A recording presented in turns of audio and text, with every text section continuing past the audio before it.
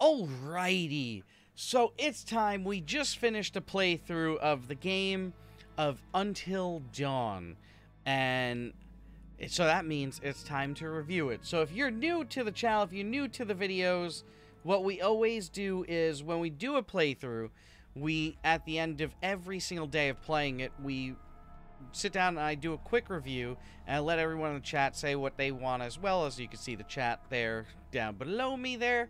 So if people want to review it, they can say it in the chat if they want. But so let's go on my thoughts of the game. I finished it in one day, so my initial thoughts is it's pretty short, so it's eight hours. You know, it's 8 hours long, but you know what? It was a very good 8 hours. It was definitely not a letdown for the amount I paid for the game. I really didn't have to pay much for it at this point.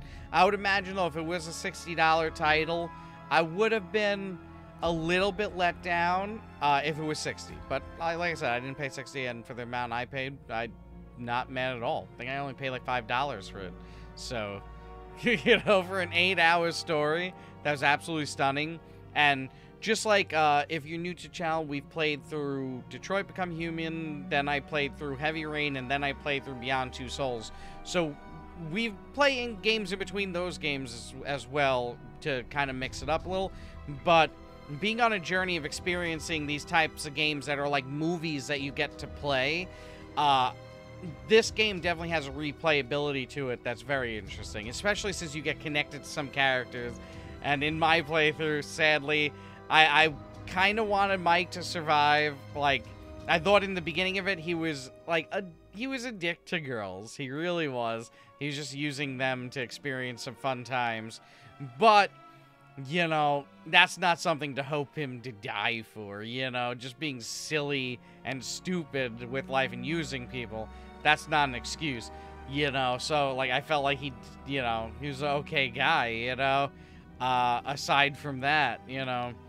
But, so sadly, I made a mistake. So, the thing that's so enthralling about this game, like Detroit and other games of this type, the cinematic video games, is that what you do matters.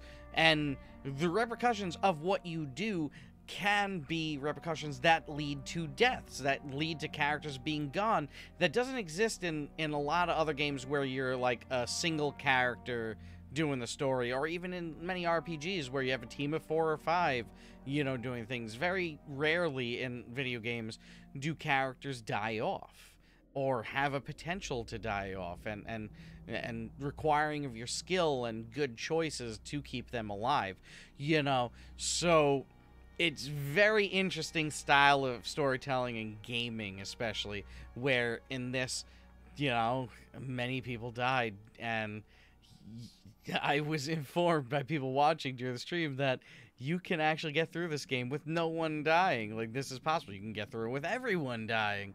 It's also possible, you know. So there's that replayability of, oh man, I feel like I let down Ashley so bad. I feel so terrible. I'm so sorry, Ashley. I'm so sorry. I tried. I don't know why I decided to go down that side. I thought Jessica was there. I heard her. She wasn't there. She wasn't there. But, yeah, so, like, you know, part of me wants to replay it just to keep her alive. To see if I can get through it with saving her. You know, to save her. You know, and it's just so enthralling. It's so interesting. It's so worth playing. These are definitely types of games that are worth having on a hard drive, on your games list, installed and ready to rock and roll. I will say that the game, like, back in the day, I've played through Outlast DLC for the first game. I've played Outlast 2. I played Resident Evil 7. I've played Five Nights at Freddy's on the stream over the years of playing, you know. And I will say, I was very anticipatorily scared for like the first half to 2/3 of the game. But I will say, like, towards the end of the game, I wasn't as scared. Like, kind of once I saw the monsters and understood that when I would see the monsters, that it was more so like I didn't have to run away from them. It was more so like skill click the buttons and stuff like that. Like the fear started to go away, and it wasn't as scary as an Outlast is, you know. So if you're afraid of like horror games like I am, like trust, I've played those games and I'm not saying I'm not terrified. I've played those games and screamed the majority of the time through it. I screamed the first 2/3 of this game and still was jumping and worried in some ways through like the last third. But I will say, in comparison, like, this game is still scary, it's still perturbing, it's still spoopy, as it were. It is very spoopy, you know. But once you kind of realize that you're not the one running, you're like in Outlast, you're the one having to move your character around the whole time. You're in control of where you're going, what you're doing. So it kind of connects you to yourself a little more. And then on top of it, you're not a single character in this, you're all the characters. So, you know, you don't have that connection to some of the characters, so you go through some periods in time in the game where it isn't as scary, and you know, you don't have that like emotional feeling as much, you know. So I wouldn't expect this to, like, if you're looking for like an Outlast-y style scary game, this wouldn't be that. But this is an absolute unique, stunning, spoopy in its own way and scary in its own way experience of a video game.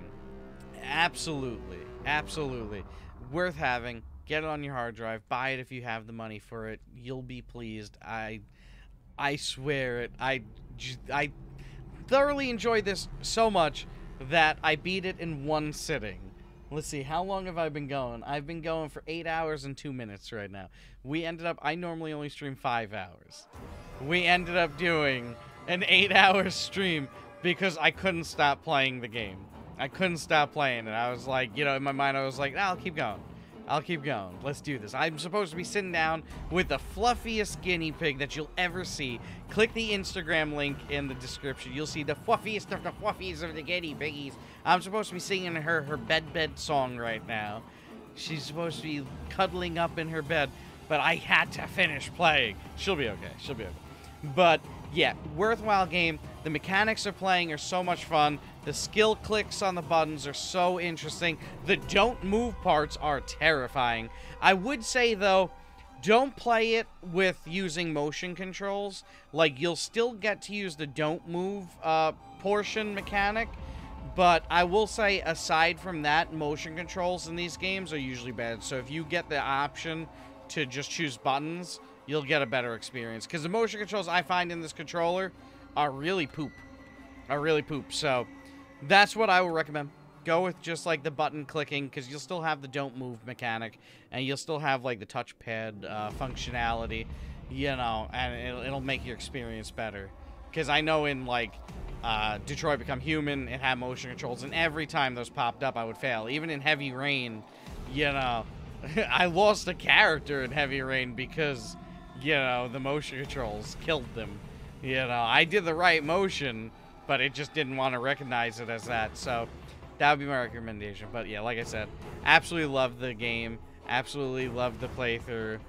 Golly, if you're watching this on YouTube, click like, put your comments down below. Who survived? Oh, I should tell you who survived mine. So, Sam, I mean, you can see it in the playthrough if you want to see. You know, I'll leave it for that. I'll leave it for, watch it in the playthrough.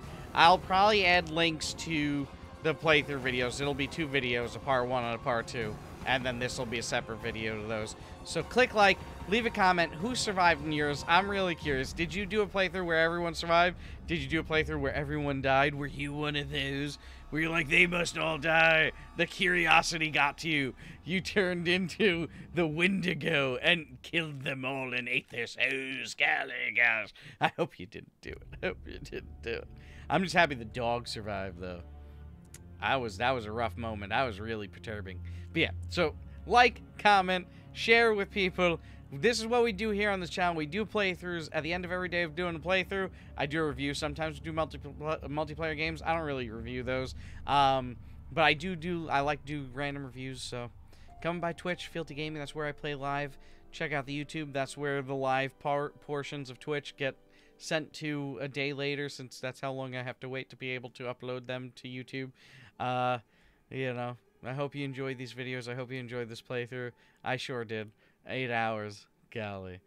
I'm gonna go sit with my guinea pig and sing her the bed song before I cry myself to sleep, dreaming about nightmarish wendigos. That's what I'm gonna do. That's what I'm gonna do.